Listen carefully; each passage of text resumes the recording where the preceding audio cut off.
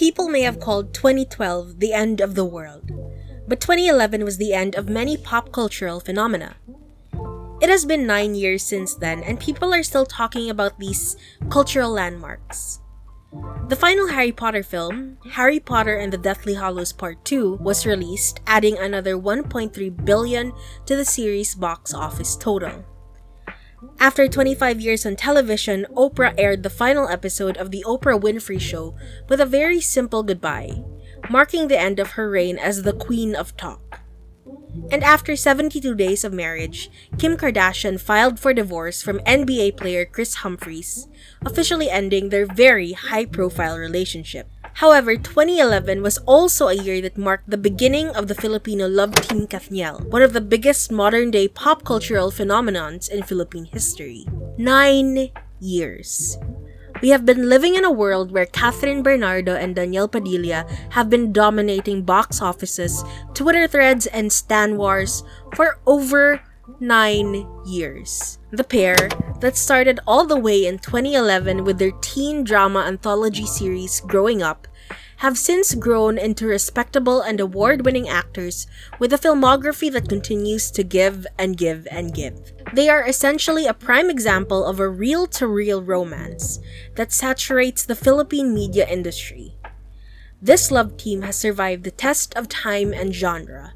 They have worked with multiple directors, multiple media forms, and even with multiple people. So I think studying Kathniel's entire filmography for the first multi-part of my channel is a great idea. Now, how will this go? Each episode of the series explores the basic tenets of film studies and film theory using most of the Kathniel films. Each film equals one theory if I can manage that. And before I am called out in the comment section, yes, this is a budget version of Lindsay Ellis's The Whole Plate series, where she discussed Michael Bay's Transformers. There you go, check that one out if you want. Why Kathniel? If you're watching the series and you're not from the Philippines, this might be one of the very first questions you have in mind. And I promise you, I'm not joking when I say that most Filipinos watching this video probably know the answer to that question. It all circles back to one important word: Kilig. To understand Kathniel, you must first learn the word Kilig. Kilig is an exclusively Filipino word and, quite frankly, an exclusively Filipino concept. It has no direct translation in English. If you ask a Filipino to describe the concept of kilig, they'll do it in so many words. Butterflies in your stomach, sweaty palms, and the slowing of a heartbeat, blood rushing to your cheeks, strings tugging at the corner of the lips, a desire to experience love, or more specifically, witness a wholesome and pure love untainted by sex and desire. It's the addictive high during the start of a puppy-love relationship. Being a nation that's often characterized as highly idealistic and incredibly romantic, it's no surprise that networks have found a way to capitalize on kilig. The concept itself is a universal one and therefore a very marketable one. Kilig is accessible. A person's capacity to be kilig is not pay-locked and walled by socioeconomic status. To quote the former Communication Department Chair of the Ateneo de Manila University, Severino Sarmenta, kilig can sell anything from movies to magazines, badly sung records to souvenirs. Here, kilig sells better than sex. And the best way to sell kilig is to sell love teams. And I struggle to define what that is. If I'm going to be reductive for the sake of brevity, the concept of a love team should be easy to describe. Love teams are pairs of heterosexual presenting actresses and actors that are often seen in movies and TV shows together. However, that fails to encapture the role love teams take in the Philippines. If the only requirement for a love team is to be two heterosexual presenting actors and actresses with a filmography that constantly intersects with one another, then one can classify actors like Drew Barrymore and Adam Sandler or Meg Ryan and Tom Hanks as love teams. But narrowing things down to Philippine-specific love teams, it becomes much more complex. When talking about love teams, I want to put emphasis on the second word, team. An actor and actress become a singular entity. As a team, you are expected to do everything together, from acting to press briefings to incidental social media appearances as a couple, whether or not you're real. And while that may seem similar to other marketing schemes in the West, this lovey-dovey illusion doesn't end when the movie hype dies. Love teams often last years or decades, and are treated as an effective marketing tool in the Philippine entertainment industry instead of individual actors. A love team's characters are treated as extensions of their established branding, and film writers usually write scripts for love teams instead of love teams auditioning for their scripts. Once a love team forms an established fan base, they're often treated as an easy and regular stream of income for the network. The love team has always been crucial in intensifying the star power of a particular movie. It's the producer's knowledge that a Kilig love team equals box office success. The Philippine film industry has relied on love teams for decades now. Its existence dates back to the American occupation. When America colonized the Philippines, they introduced and sped up modernization in the country. This included introducing Hollywood filmmaking such as the equipment for shooting films, the use of black and white or color film stock, the sound and editing technology, as well as the general techniques of pre-production, production, and the system of distribution and exhibition. That is not without a catch. While Americans did help modernize filmmaking in the Philippines, they also bombarded the country with Hollywood-produced films. Movies made by MGM, Universal, Columbia, Paramount, 20th Century Fox, Warner Brothers, and Walt Disney Pictures easily dominated the distribution system here in the Philippines. Having taken over our local print and broadcast media with their ads, Filipino filmmakers were left to suffer. Hollywood fever essentially crippled the local film industry. That is until the Malayan movie studio was established by Jose and Jesus Nepomuceno in 1917. Jose in particular established himself as the father of Philippine movies after fighting tooth and nail for equal recognition and support in spite of the American colonial influence. It was his film Lumang Simbahan that featured the Philippines' first love team Mary Walter and Gregorio Fernandez. It was Walters and Fernandez's success that led executives to discover a new way to gain economic stability. The use of the star system, a casting system that used the same famous actors repeatedly, and the exploitation of the Philippines' desire for kilig and romance. Walter and Fernandez went on to star in 5 other successful films, and then love teams became a staple to Philippine cinema. Over the years, Philippine cinema continued to evolve, but the love team phenomenon never died. However, it did change into something more serious and more aggressive come the 1980s, which introduced a new kind of love team called the reel-to-reel romance. In this blur of fiction and reality, fans get to watch their favorite love teams come to life. While I was unable to pinpoint the first reel-to-reel couple in the Philippines, I believe that it was Viva darlings Gabby Concepcion and Sharon Cuneta that popularized this form of love teams. Shagab swept the Philippines from the very first time they played young lovers April and Jimmy in the 1981 Danny Zialcita movie's Dear Heart. When Sharon and Gabby first paired up in 1981, they were around 15 and 16 years old respectively. After a string of movies together, they got secretly married in 1984 at the Araneta Coliseum during one of Sharon's concerts. The two eventually made their church wedding public to all their fans in a compilation movie entitled The Best of Sharon and Gabby. Of course, not everything was as it seems.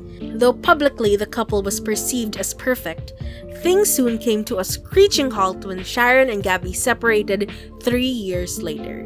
What was once the most popular love team in the Philippines became a replica of the 80s. Or so we thought.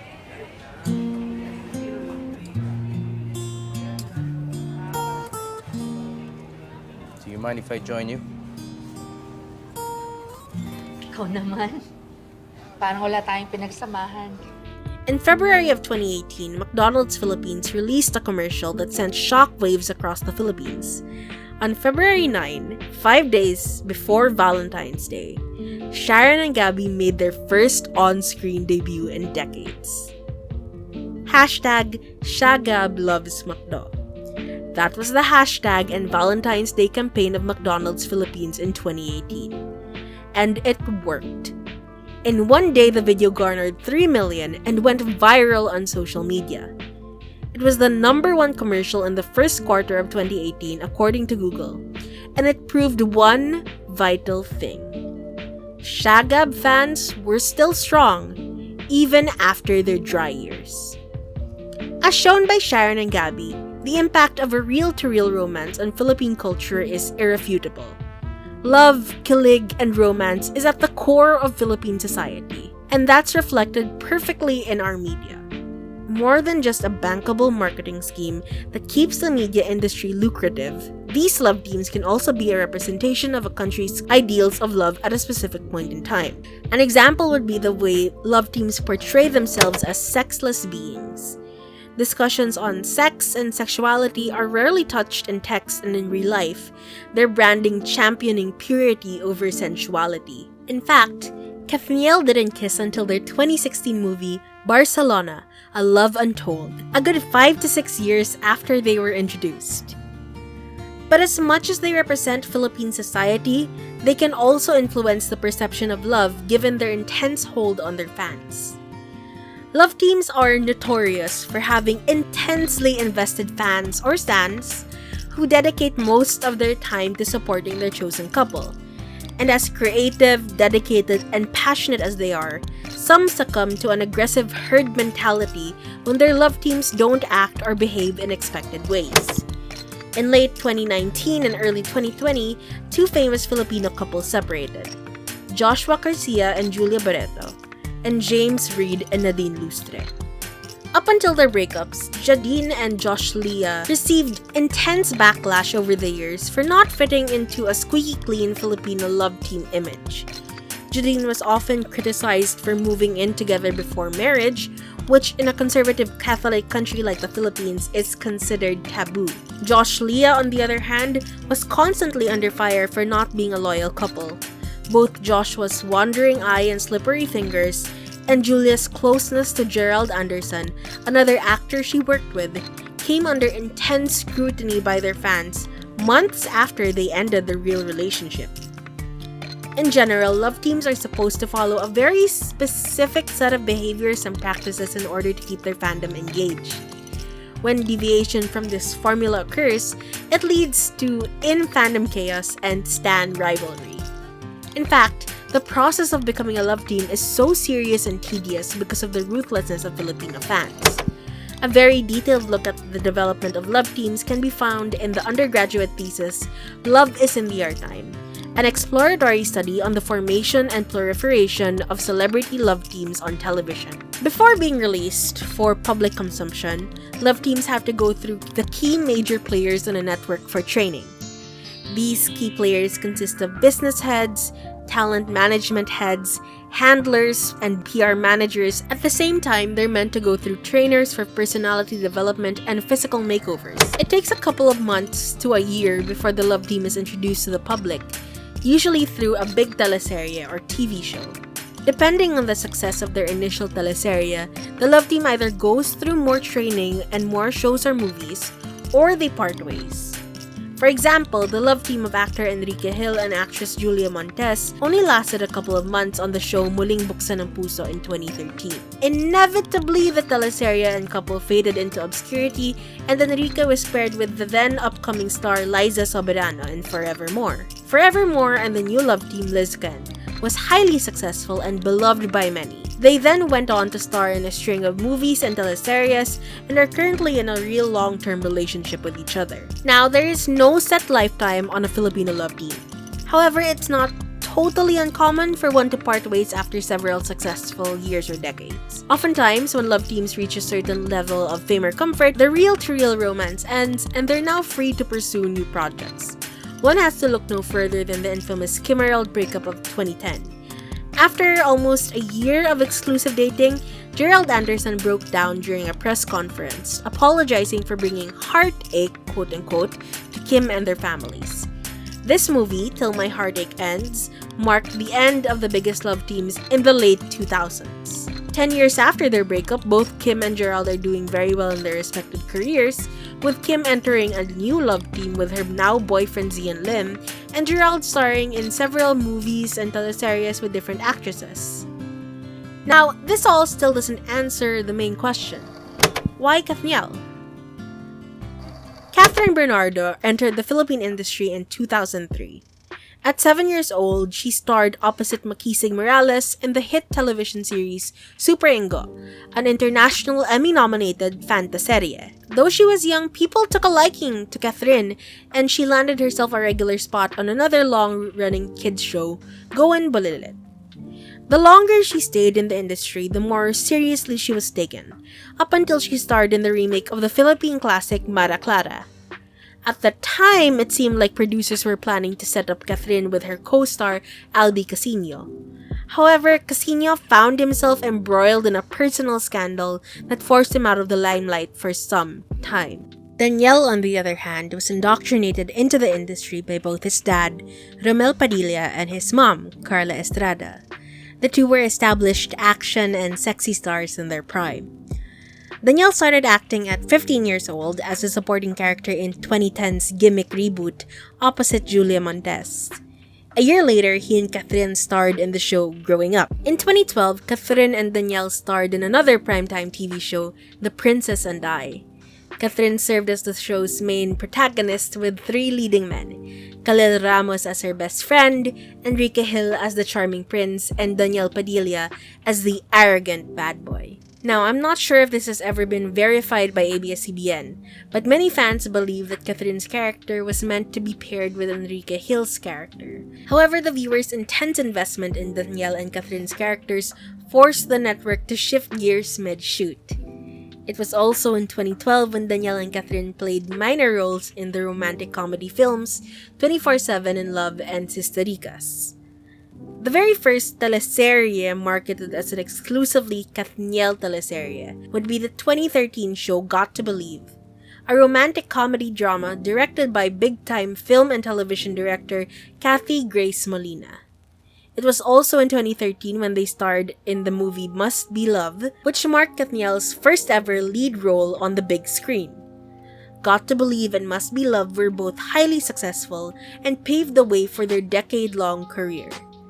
After only 3 years together, they were named the Teen King and Queen.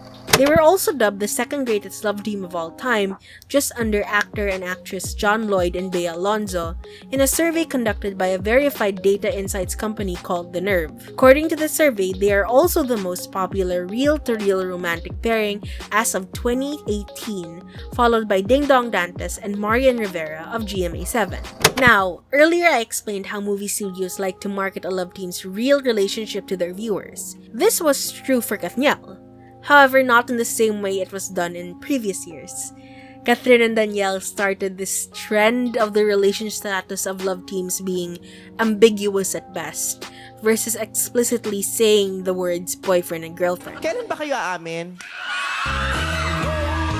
So ano to? So ibig sabihin, aamin din kayo pero hindi pa ngayon. Aabangan namin, ganun yon. Oo naman. Though ABS-CBN news and gossip outlets pushed this narrative of Catherine and Danielle being very special to each other for years, it wasn't until the press tour of the 2018 film The House of Us that they finally confirmed their real-life relationship of 5 years. Prior to that, the two only used the term exclusively dating in 2016 to describe what they had. In terms of reel-to-reel, most of the Kilig and excitement for the first 7 years of Kathniel came from watching them become real. Before the two officially coupled up, they were dropping hints to everyone watching. From their very first Instagram post to them referring to each other as Bal, a term short for baliw, which means insane in Filipino, to them going to the Big Star Magic Ball in 2012 and every year after that. It was clear that these two had something going on. No one confirmed exactly what it was after that, but there was something. Fans enjoyed following their journey online and in interviews, and devoted most of their time supporting the two artists. They even created a designated Kathniel Day on the 26th of every month because both of them were born on the 26th of 2 succeeding months, March and April. They lived for these two. In terms of tabloid news and gossip, Kathniel remained relatively unscathed, except for a very short bump in 2014, which people call the audio scandal. A voice clip of Daniel with his friends was uploaded online where he expressed excitement over receiving a text message from another co-star of his, Jasmine Curtis Smith. This clip seemed to insinuate that Daniel had plans of pursuing Jasmine in spite of rumors that he was with Catherine. This caused an outcry from Kathniel fans, although it soon died down quickly because of major damage control. The scandal ended 2 days later when Daniel and Catherine were modeling for a bench show. Daniel pulled out a rose from his handkerchief and handed it to Catherine, and the two reconciled in public. Other than that, they didn't receive the same amount of scrutiny their contemporaries Josh, Leah, and Jadine experienced. They've always been one of the safest bets of ABS-CBN. They're marketable, unproblematic, and very, very talented. They are arguably the best love team with the densest and most diverse filmography as well, starring in 8 movies together and 4 long-running teleseries in just 10 years. There are currently rumors that there is another teleserye underway for 2020, which comes after their 2019 on-screen hiatus. To be clear, when I mean hiatus, I meant a very short break from doing projects together. Kathniel still very much made appearances online and offline, and Daniel has been present in most of Catherine's everyday Kath vlogs. It was also in 2019 that Catherine starred in the critically acclaimed film Hello, Love, Goodbye opposite Alden Richards. This was Catherine's first big box office project without Danielle, and became the country's highest grossing movie of all time. She received much praise for her portrayal of Joy Fabregas, a poor millennial working as a domestic helper in Hong Kong. People consider this to be her big breakout role, where she proved to be more than just one half of a reel-to-reel romance. What most people don't know is that Hello, Love, Goodbye was written to be a Kathniel movie, except Danielle turned down the project so that the two of them can explore roles outside of their love team. In 2020, both Catherine and Danielle are well out of their teens, and as is plenty of their fandom. Their last few movies have shown them in more mature roles with more mature themes. No longer are they cute as they continue to transform and reinvent themselves both on-screen and off-screen.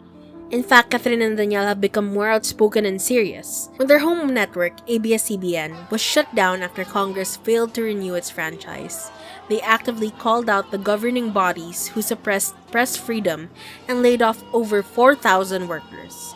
This was a step up for them after remaining relatively apolitical since they endorsed Mar Rojas, members of the Liberal Party, for president back in 2016.